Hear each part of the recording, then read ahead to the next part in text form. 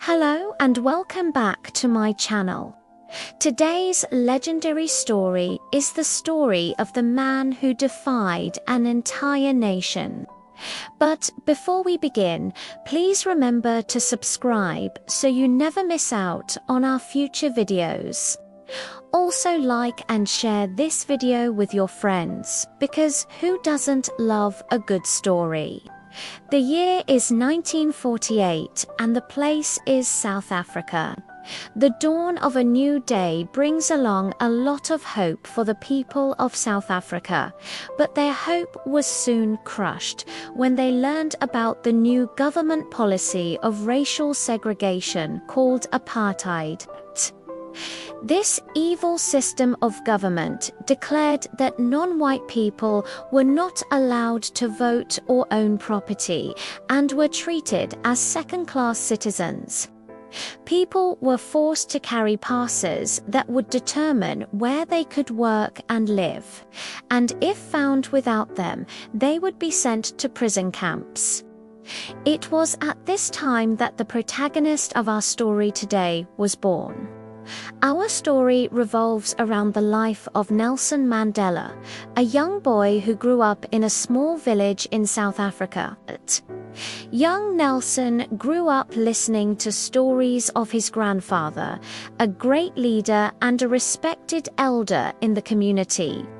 His grandfather played a pivotal role in shaping young Nelson's character and instilled in him the values of bravery, equality, and justice. These stories made Nelson realize the importance of standing up for what's right, especially when it comes to fighting for the rights of the oppressed. However, despite living a happy and peaceful life in the village, Nelson knew that there was more to life than just farming cattle. He wanted to see the world and experience all that it had to offer. So, at the age of 13, he left home and went to live with his uncle in a nearby city. It was here that Nelson began his education and eventually became fluent in English, which would later play a key role in his fight against apartheid. As Nelson grew older, he became increasingly aware of the injustices faced by the black majority under the apartheid regime. At the age of 23, he joined the African National Congress, or ANC, a political organization dedicated to ending apartheid and achieving equal rights for all South Africans. Nelson quickly rose through the ranks of the ANC, becoming one of its most prominent and vocal members. He was known for his charisma, intelligence, and unwavering commitment to the cause of justice. However, as the apartheid regime cracked down on the ANC and its members, Nelson realized that the fight for equality would not be easy. In 1962, Nelson co-founded Umkhonto we Sizwe, a militant wing of the ANC that used sabotage and other forms of resistance to challenge the apartheid regime. As the leader of this group, Nelson played a key role in planning and executing several acts of defiance against the government, including bombings of government buildings and other strategic targets. However, the apartheid government was always one step ahead, and eventually Nelson was arrested in 1964 on charges of sabotage and conspiracy to overthrow the government. The trial that followed was one of the longest and most closely watched in South Africa's history. Nelson and his co-defendants, known as the Rivonia Trialists, were charged with over 200 acts of sabotage and faced the death penalty.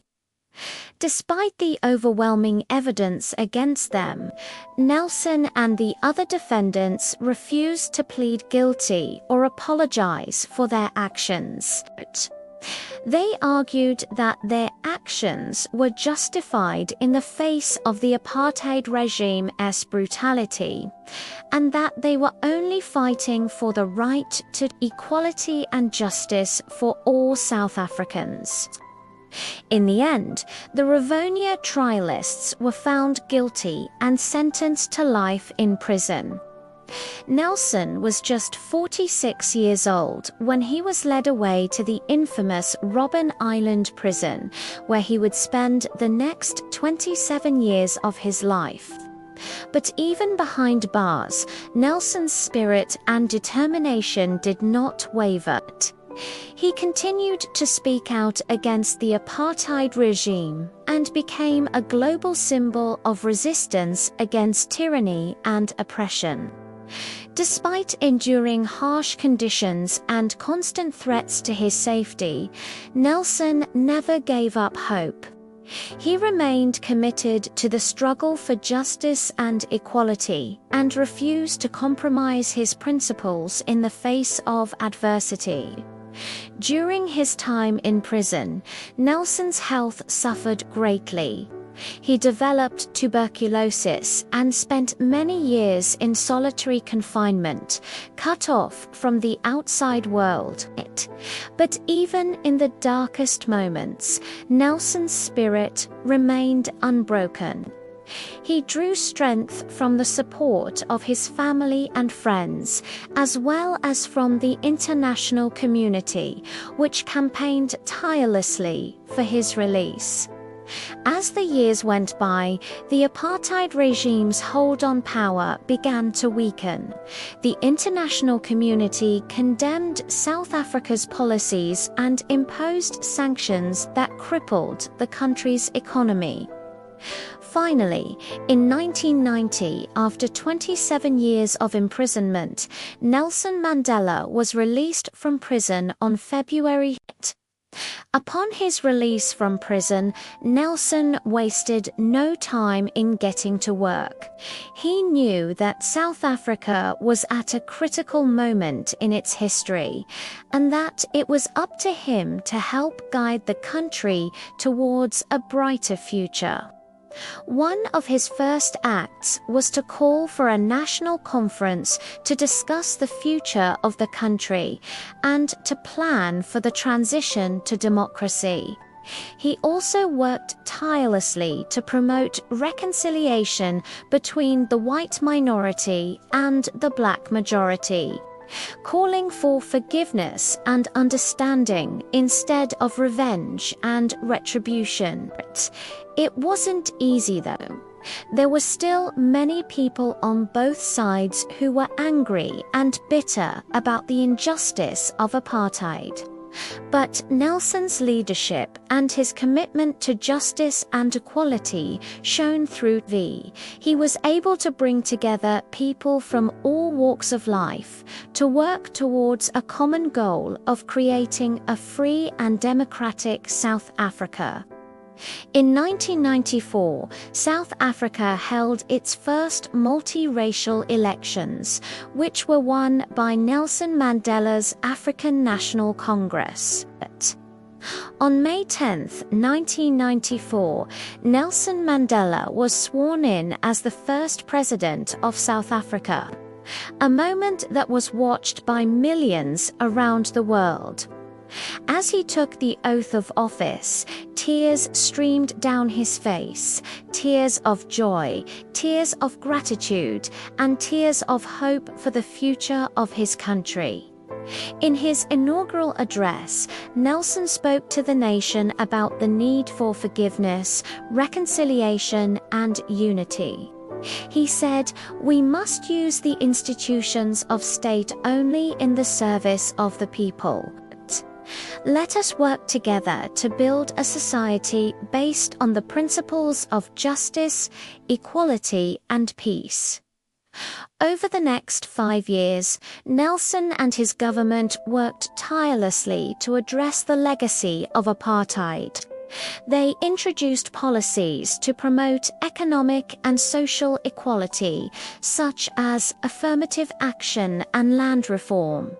They also established the Truth and Reconciliation Commission to investigate the atrocities of the apartheid regime and to promote healing and reconciliation. Nelson's leadership during this time was nothing short of inspiring.